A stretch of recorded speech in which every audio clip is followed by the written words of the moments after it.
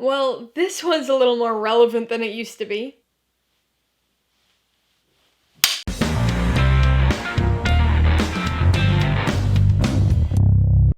Hey everybody, welcome to Mainly Movies. Today we're going to be continuing my 007 review series with the 18th James Bond film, 1997's Tomorrow Never Dies. If you're new here, please consider subscribing for a variety of movie-related content like reviews, ranked lists, and trailer reactions. All my reviews include a breakdown of the pros and cons, my rating, and some tailored film recommendations, so be sure to watch through to the end of this video for all that extra content. Tomorrow Never Dies stars Pierce Brosnan, Jonathan Pryce, and Michelle Yeoh, and was directed by Roger Spottiswoode. It tells the story of James Bond, played by Pierce Brosnan, as he's sent to prevent a manipulative media mogul from starting World War III. For 34 years, the Bond franchise stood virtually unopposed. There were certainly other spy films that came out here and there during that time, but no other major competing franchise emerged to cut into the audience for 007. That is, until 1996 saw the release of the first Mission Impossible movie. Suddenly, Bond had some serious competition in the glamorized spy thriller genre, and even though we now know that both franchises have been able to successfully coexist for 24 years and counting, at the time, I think there was a lot of concern on the Bond side. A new spy franchise that already had a fan base because of the TV show definitely had the potential to erode some of the base of support for Bond, and I think the fear of that happening was very evident with this 18th installment. While a fine late 90s action movie, Tomorrow Never Dies doesn't really feel like a Bond film. We've seen this franchise go in a lot of different directions over the years, and there have been a few pretty significant course corrections, but this is something different. It doesn't feel like an intentional creative choice, so much as it does an appeasement.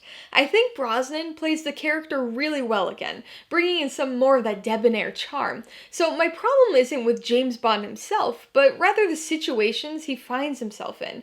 It's clear that much of this movie was intended to try and one-up the previous year's Mission Impossible film.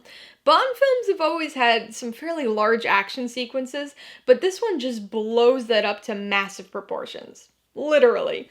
This one's probably got the most explosions of any Bond film up to this point in the franchise, and with the incessant hail of gunfire directed at him, Q must have given Bond some bullet-deflecting shields off-screen, because there's no way that many bullets missed him. Another thing that Tomorrow Never Dies seemed to try to one-up Mission Impossible on was the tech.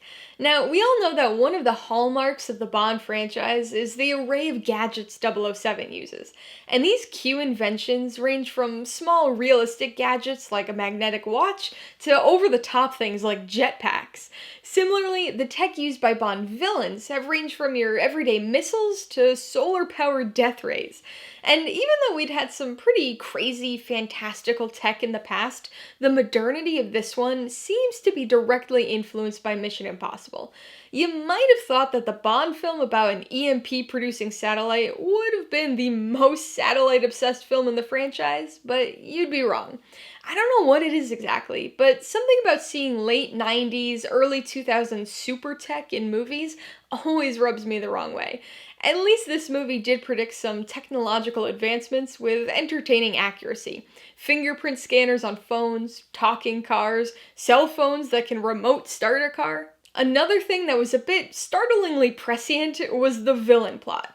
I gotta say that the first few times I saw this movie, I was a little underwhelmed by the evil plot, because it didn't seem as diabolical and threatening as some of the other things Bond's come up against in the past. But watching a movie about a narcissistic media mogul attempting to create and feed deliberately skewed news to the public in an effort to negatively influence international diplomacy hits a little bit different these days. Speaking of hitting, I've got to talk about Michelle Yeoh as Llewelyn, because she's one of the most impressive Bond girls in the franchise when it comes to stunts and fight choreography. The whole motorcycle sequence is one of my favorite set pieces from the entire Brosnan era. She's a very effective character, who serves an integral role in the story, which is always nice to see in these movies.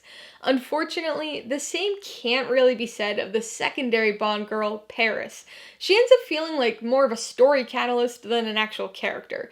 And while the movie tries to establish the fact that she and Bond had a relationship in the past, it doesn't come across the most naturally, so their interactions in this movie feel a bit rushed and just generally out of character for Bond. At least we do get a few classic Bond staples like a scuba diving sequence, because why not? Maybe we'll get a ski chase in the next movie. One can only hope. Alright, let's talk about the pros and cons. Pro number one is definitely Llewelyn. It's actually nice. Bond girls made the pros in a few of these recent 007 reviews. Here, we've got probably the most physical, action-oriented Bond girl we've ever had.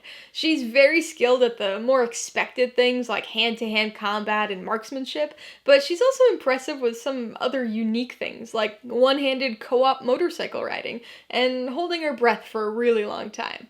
So these character skills lend themselves to some very fun stunt and action sequences, but she also plays an important role in the story, not only helping Bond with his investigation and infiltration, but also by serving as a bit of a spy conduit with China. The second pro is the unique villain plot.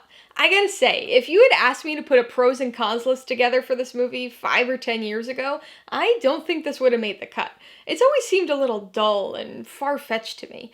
But with repeat viewings and the startlingly prophetic nature of the story, I've actually come to find it pretty compelling. It has elements of the World War III world domination thing we've seen many times in the franchise, but it's very interestingly blended with the largely selfish motivation that we've seen with villains like Goldfinger and Zorin. On the con side, the biggest issue for me was the Bond-Paris subplot. I understand why it was there. We needed Bond to have an in with Carver and also to have a bit more motivation to take him down, but it just doesn't come across all that believable for me. It feels rushed and kind of melodramatic, so it's more of a plot device than anything else, which comes across a little weird. My second con here is a minor one, but it's the score. Now, obviously, I love the main Bond theme, but I think this is the first time elements of the score have ever stood out to me in a negative way in a Bond film.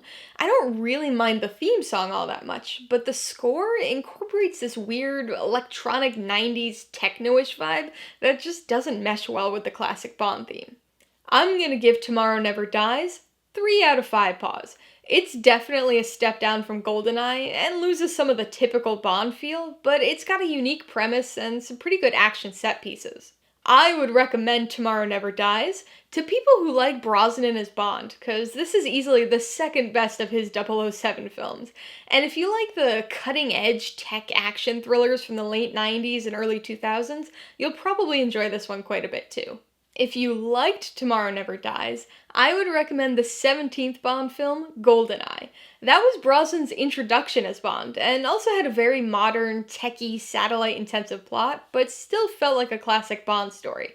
If you want another glamorized spy film from the same filmmaking era, you should obviously check out Mission Impossible. That film also follows the charismatic spy on a very action-packed adventure, and was a definite competitive source of inspiration for elements of this Bond. And if you want another movie that focuses on media manipulation, you might want to watch Ace in the Hole. It's not exactly an action movie, and is more of a drama-tinged film noir, but it's a really interesting examination of the press, and how stories can be framed in different ways to achieve various goals. Alright, a couple questions for you guys. Number 1, have you seen Tomorrow Never Dies? If so, what'd you think of it? And number 2, what's your favorite movie featuring a media mogul? Be sure to leave your answers in the comments below so we can get a discussion going. Alright, so if you got some enjoyment, insider information out of this review, I'd appreciate it if you'd hit that like button. And if you haven't done so already, please hit subscribe while you're at it to see more videos like this. Till next time, this has been Alyssa with Mainely Movies, the way life should be.